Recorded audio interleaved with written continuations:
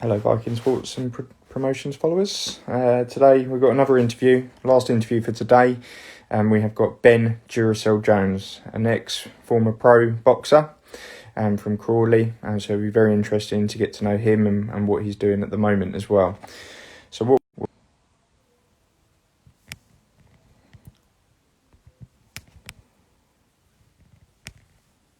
Okay, so just want to shout out Bear PR and management for getting this interview today.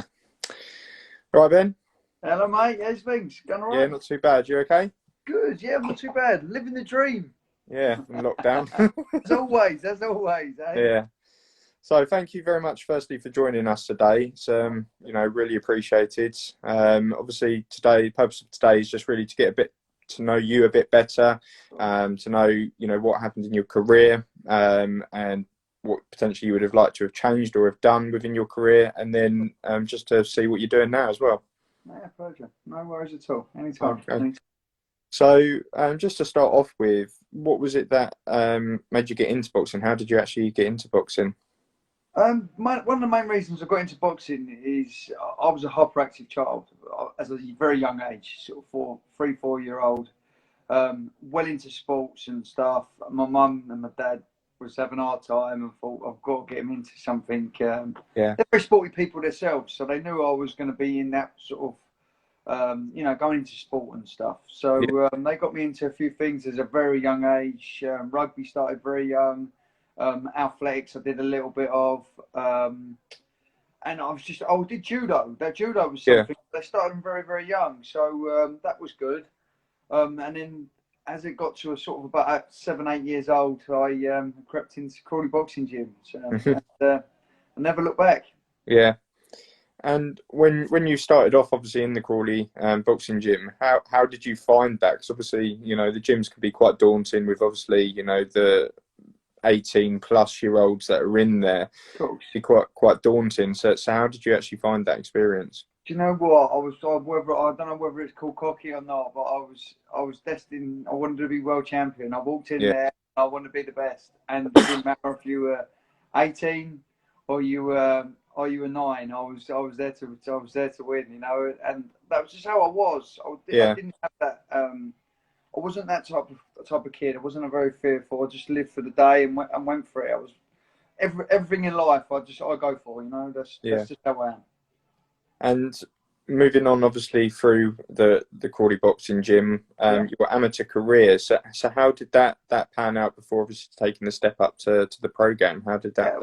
Well, it's strange actually. I was a good amateur. I was always in the top handful of people in the country. But I was massive in my football. I played for Fulham in football, so I was a decent footballer. So it was a little bit, as a kid, it was a little bit, where'd you go? What do I choose? And it was a little bit back and forward, which strongly now looking back, my honest opinion is especially in boxing, it's a all or nothing sport. You can't choose too many other sports with it. You've got to dedicate yourself massively into that. There might be other sports that you can get away with. I think my boxing helped my football, but I don't know whether I don't think my football helped my boxing. Do you see what I mean? I know that sounds funny, but as a footballer, obviously I was a featherweight, so I'm not a huge guy, but I was one of the strongest on the pitch because I was, my upper body strength was very good. Yeah. If I didn't have boxing, I wouldn't have been that. Maybe not, So yes, and then from there on, it got to the point I was at Fulham with Kevin Keegan, Ray Wilkins, Alan Smith was the youth development officer at the time, and money was flying in. So I knew it was very difficult. I was the only player left, me and goalkeeper at the time, and and everyone else had been kicked out. Money had come in. We started Adidas tracksuits. We were starting the club changed, Yeah. And eventually, I'm an impatient kid, and it was, what's happening? Am I going to be there? And do you know what? I never actually got booted out, but I got to a point where it was, I'm going to leave, and I left and went to Exeter. So I went and played down there for a bit. Maybe a bad decision. It's a 4.5 hour journey from where I live, and I didn't drive. I was only a 16-year-old kid. Yeah. So maybe not the best of decisions, but. And then at that point, I thought, do you know what? I'm going to really concentrate on my boxing. Yeah.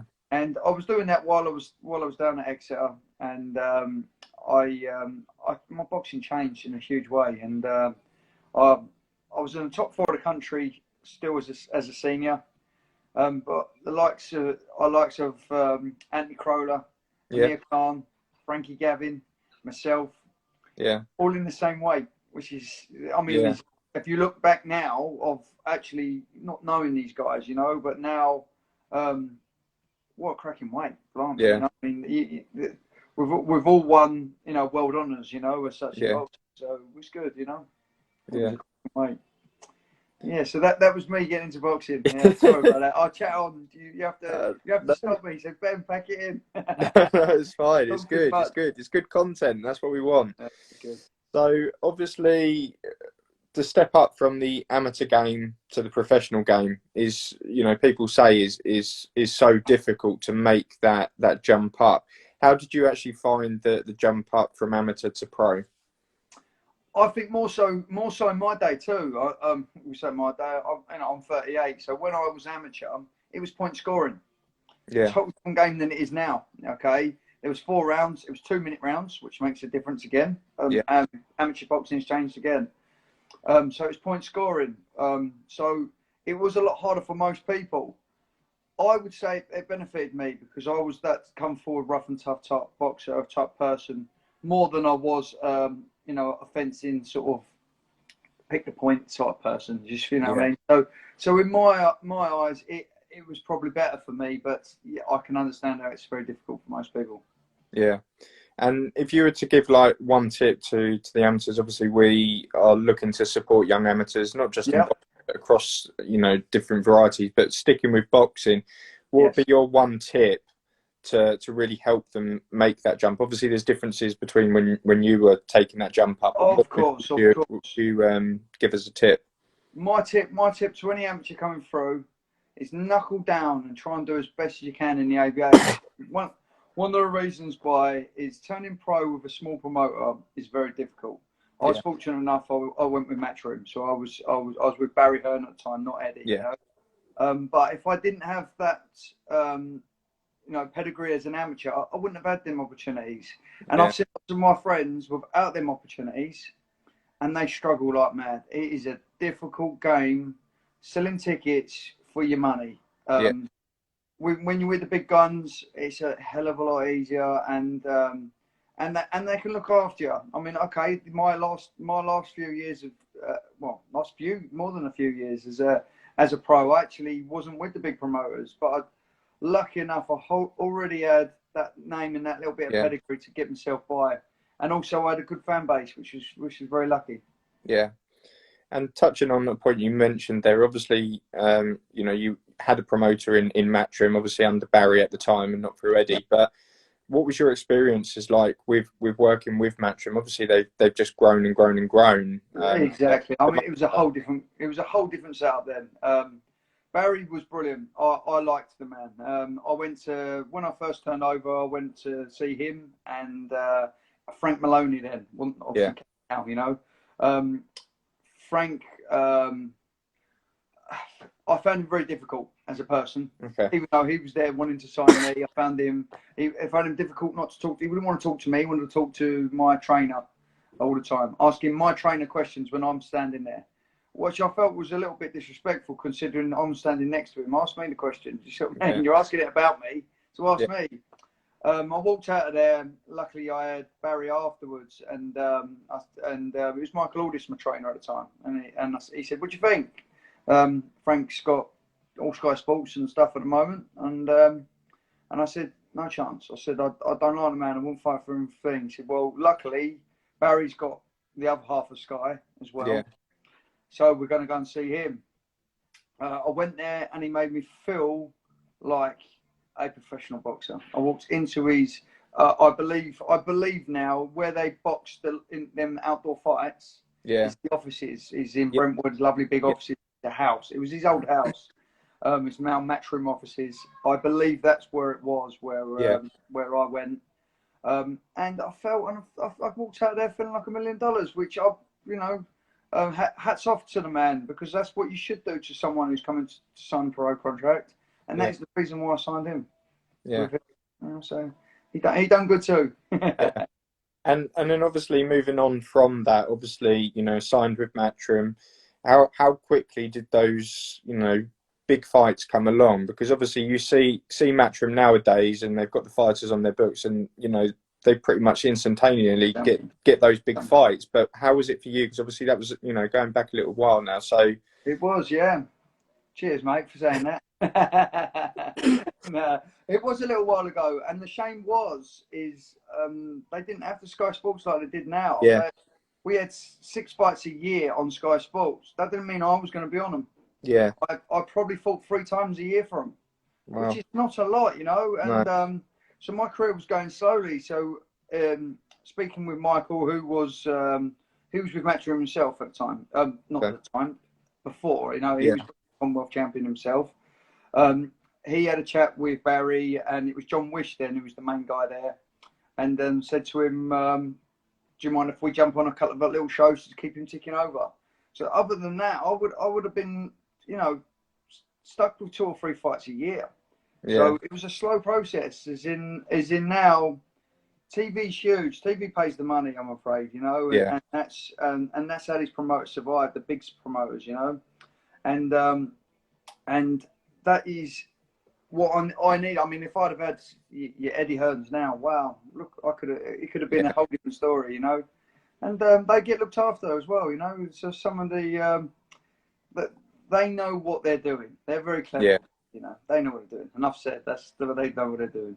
Yeah, no, they do. They're a fantastic promoter, and obviously they're now really branching out globally.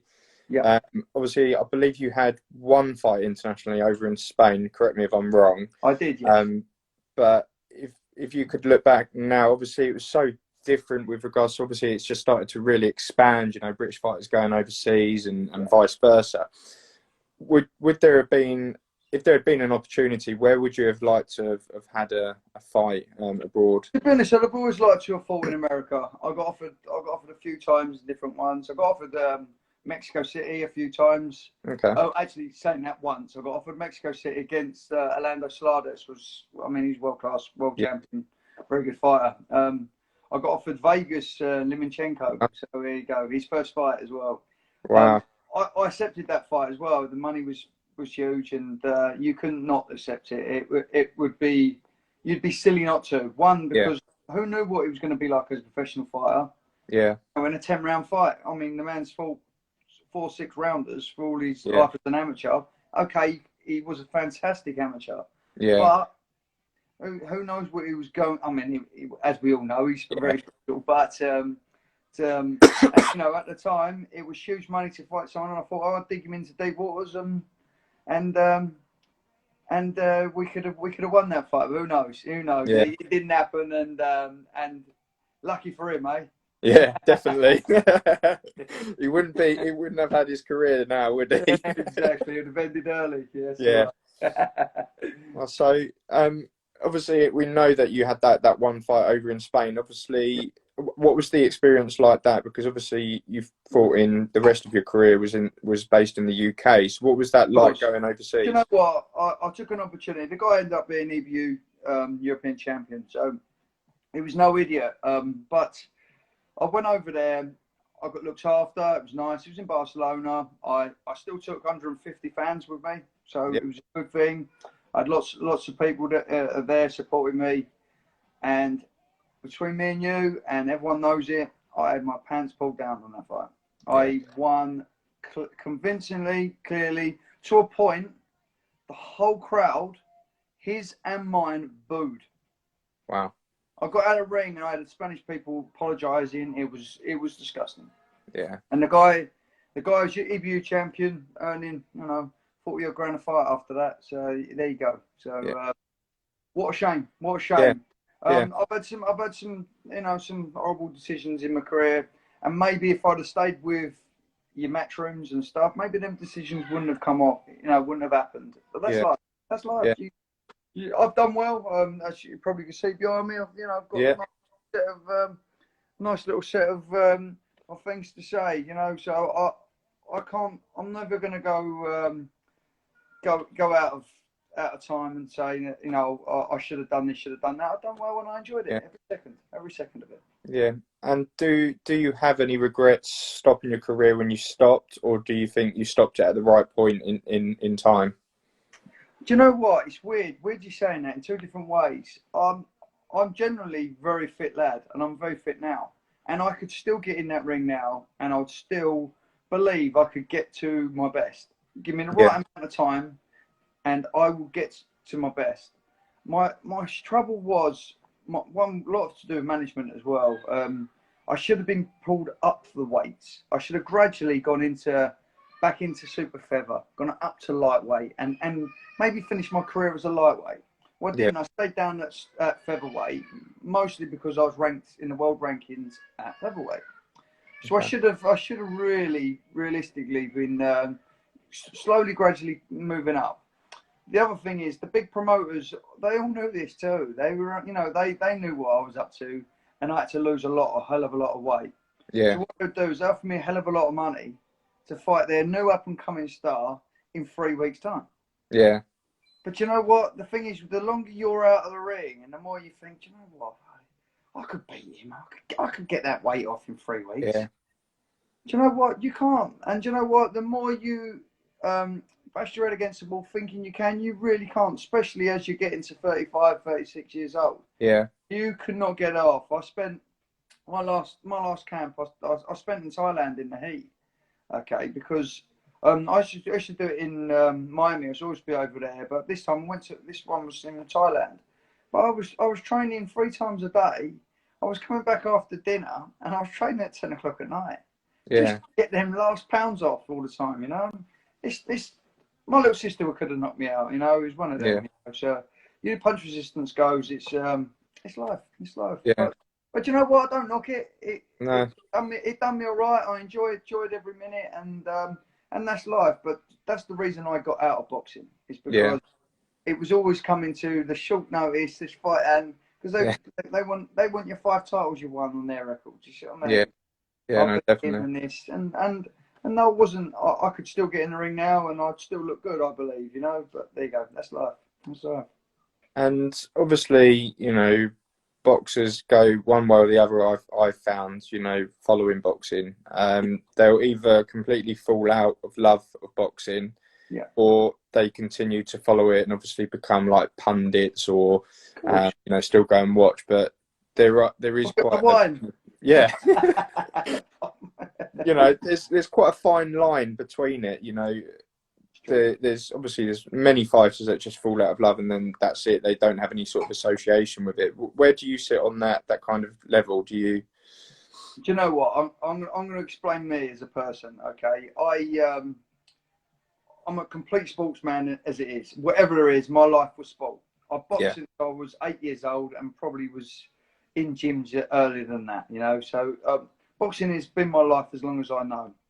It will never go out of my life. I had to. I've been retired now 2.5 years. Yeah. I had to take 2 years away because I was still getting offers, and that would just tempted me back, and it would have been always the point of a temptation. Okay, so I knew that if I kept away for a bit, kept myself not so fit. You know, I'm always generally fit, but not to 12-round boxing. Yeah. So I kept away. I invested my money quite well, and I was doing building. So I built a house next door, which is sold now. And now in the last lockdown, strangely enough, I got a phone call and said, "There's a young lad. He's 16 years old. He's brought up from Crawley. His name's Carl Brent. Cracking little fighter. Okay. I didn't know nothing about him. Could you have a look at him? Tell me what you think. The kid's good.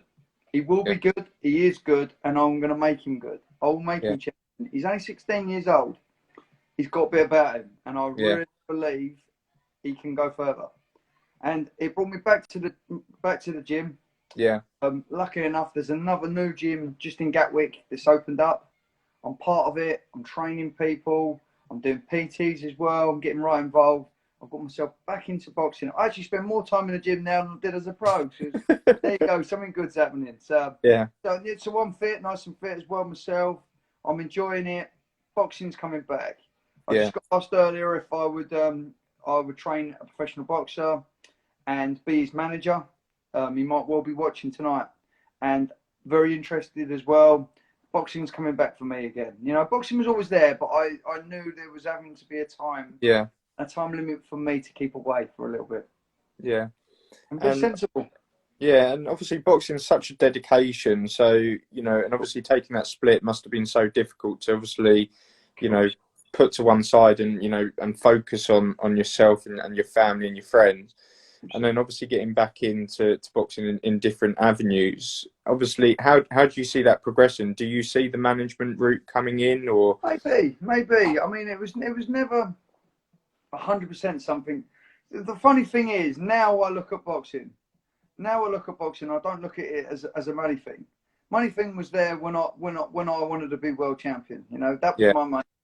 So my next side of it isn't about the money. It's about enjoyment, and I don't see nothing better than when a young 6-year-old, because I'm training them this young, 6 years old, and little yeah, one-on-ones comes in and he can't take a smile off his face. How good's that? And you teach him one thing, and next week he comes back and I ask him, and he can do it straight away. There's yeah, something that means he's gone home and he's thought about it and he's trying it and he's practicing probably in the mirror, because you know what? You can't just come to me once a week and then remember from the week before. You yeah, have been thinking about that. And that's a cracking thing to do. I'm doing that constantly. So who knows what the next step is? Yes, I'd love to get into training some pros. I would love to take through your next pro that you see as your next world champion. I do the next step that I didn't quite make. yeah, I'll take the next person to that. And it might well be one of them little 6-year-olds that I train. Who knows? But then again, it could be the lad I told you that asked me today. Who yeah, knows? Or it even could be this Cole Brent who's 16. yeah, Who knows? definitely, But yeah, yes, I'm interested. But yeah. we'll see. We'll see. What would you say your highlight within your career? Obviously, it was Yeah. a long career. What would you say that your highlight was during that spell? I think my highlight had to be the biggest belt, the WBO Intercontinental, because it got me number 4 in the world. It's the step below in the WBO side of things. It's a step below the world title. It got Yeah, me there, knocking on the doors. So in theory, yes, that. My other side of things was when I won the English title. I fought a guy called Akash Bhatia, who was Frank Maloney's star, who was yeah, talked about as next world champion and whatever, which is great, you know. I knew him from amateur days as well, so he was another good fighter. I knew he was good, and I went in there and I really showed who's boss. You know, lovely kid, but I done the business, and it yeah, changed me as a boxer that I knew I was beyond English standards. You know, you're on the next level now, and yeah, that was a massive achievement too. They're my two. Obviously, winning the big one in the long run yeah, makes me smile inside, of course. But always good to have an English title behind your back, you yeah, know. definitely. Good. Without a And doubt. obviously, as you said before, you're in it back in the gym doing PR sessions and working with people. Would Yeah. you ever look to possibly open up your own gym and have your own gym working out? Obviously, there's quite a few boxers that do it nowadays, but would that be something that you would one be able to do and one want? Maybe. I mean, I think I'll tell you the real difficult thing with that, with me. Yes, if you'd have asked me 6 months ago, 100%, that was something in my mind. It was going to happen. Yeah, At this second, my old amateur boxing coach is the one that's brought me in. Okay, yeah, and it's his baby. Okay, yeah. but he's pulled me in I'm like his silent partner with him as such, you know. Okay, So even though it's his, it is always his. But I couldn't, while he's doing it. He's an older gentleman now, you know. yeah, He would hate me to say that, but he is. But he, because he's as fit as a fiddle. But he's one of them guys that if I would hate to go and start my own gym in 5 years' time, maybe 10, 15 years' time, a bit different story. We don't know what's going to happen, you know. yeah, But now I'd feel like I was treading on his toes, and I Yeah. couldn't do that. So Yeah. I'm happy at the moment.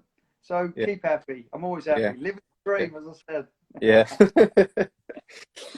um, if there was one or two things that you could go back and you could say to your younger self Yeah, to change or improve you, or not to, yeah. what would they be there? Straight away and stay with Matchroom, because look, Eddie come about and would have made me a millionaire. There's that. And then the other thing is some of the decisions of jumping in the ring 3 weeks' notice that I shouldn't have done, and knowing that places like Spain and a lot of the time that I was always going to get my pants pulled down. So Yeah. if I took them opportunities, maybe not. But that's life. You never know, do you? Never Yeah, know. that's it. And with regards to, obviously, you fought a lot of people on your career under the spell that you had. If there was one fighter that you could speak past or present to get Yeah. a bit of advice from, who would that be and why? Ooh, ooh. I'm a Sugar Ray Leonard fan, so I love Sugar Ray Leonard. Watched him as a kid. Um, I say similar sort of weights in some ways. Naturally, I would probably walk around at about his weight he boxed at. Yeah, So he wasn't a huge guy, super quick, yeah, had, amazing power, and it was in the times where it was the best of the best. You're talking, yeah, your famous four, them four fighters were special. yeah, Hagler, Stearns, Duran. Well, I mean, yeah, cracking. I would love to pick his brains and sit there and have a good chat with him, of course. yeah. There's many people that I'd love. I'd sit next to all night and chat their ears off. As you know, I can talk for England. It's good to hear when people, obviously, when you ask them that question, because people just jump straight into what people class as the obvious, Muhammad Ali. Yeah. But it's good to hear, different perspective. And I've been asking that question to a lot of people, and obviously it hasn't always gone directly to Ali. And I think Ali's more of a fan favourite. Yeah. He was, someone that was massive out in the game, and obviously he'll go down in history. But when you actually hear it, person to boxer as we are now, it's interesting to hear that. If you could take any of his, techniques or anything to introduce to your game to maybe improve your game as such, what would you have taken from Sugar Ray Leonard? Blimey, right. I'm not sure, really. I'm not sure. His hand speed was Yeah, phenomenal. One thing that in theory, I had a lot of hand speed myself, but I mean, yeah, you'd always want his. And yeah, his footwork's into my was something that I would love to have had. I mean, yeah, his footwork, his distance, he was amazing. yeah, Mine. Me to him, how I would say is he was so he could change his what he wanted to do yeah, depending on what fight. Get on the back foot, front foot, and I always wished that's what I was going to be like as a boxer, but maybe nowhere near to the class of him. He could change to whatever was happening within that fight. yeah, Didn't have to be. I mean, some of the fighters he fought. I mean, you look at your Thomas Hitman Hearns. I mean, he could have been in your face as yeah, fighting you, but he could also be on the back foot. He was 6 foot odd, so yeah, he had the choice. And your people like Leonard just knew how to control the different fights, whatever was coming at him. yeah, Perfect. I got my mindset somehow that he was going to be, say, come forward fighter, so I was going to be on the back foot, and that's how I'd be set. yeah, He could change at a second. He knew exactly what he was up yeah. to. Amazing. Things are great. Real good. So my last question, just before we wrap up, Mm-hmm. is if you could be at one fight live, again, past or present Yeah. fights that have been, what would that have been, and the Or, reason behind that?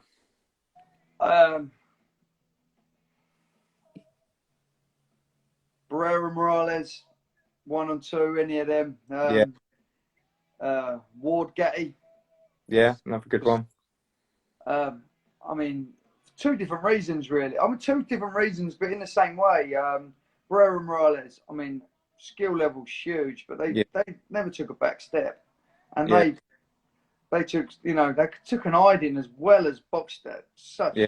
pure levels. I mean, also again, my sort of weight, my weight's probably what is actually wasn't my weight. And then you fight, and then you go to Gatty Ward. Yeah.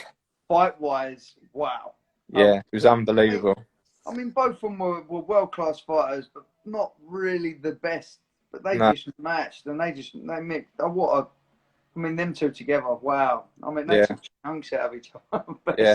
I mean, I don't know how they recovered from it. I mean, I'm still not recovering watching it. You know, it was that, you know. But that was amazing. The other one, as a kid, I remember it, you know, in a real strong way, is Nigel Ben McClellan. Yeah. It doesn't get talked about too much because obviously what happened afterwards, you know. But as a kid, wow, I mean that took me to another level. Was within size, you know. That got me so, you know. Forget about what happened. What a fight! Amazing. Yeah. You know that. I mean, maybe not skill levels. McLaren's skill levels were hugely was very high, but that was a war. Yeah. What a fight! Wow. Yeah, and sometimes it's the best sort of fights, you know, to present day. You know, I can think of off the top of my head, Chisora and White, you know, 1 and 2. Yeah, you know, both equally matched. Two fighters that gel together. I mean, they're two heavyweights that are short, stocky heavyweights. They're not 6'8". No. Tyson's, you know, they're when I say Tyson Furies, you know. Yeah. They are short, stocky fighters, and they left it all in the ring. Fair play to them. Cracking fight. Definitely. Well, I'd like to thank you for your time. Obviously, you know, busy and everything like that, and it's really good to get insight of, you know, someone that's been in the game and what they're doing now. So really appreciate your time today. Pleasure. And and I wish you all the best for your future as well. Thank you. No, I'm ready anytime, mate. And any questions anyone wants to ask, ping me a DM, and I'll always get back to you. So don't you ever worry about that. So thank you. No Thanks worries. so much. I'm sure you'll have a few people ask you too. Yeah, thank you very much. All right, all the best. Absolute pleasure. See you later, buddy. Catch you later. Nice Bye. See you later. Bye.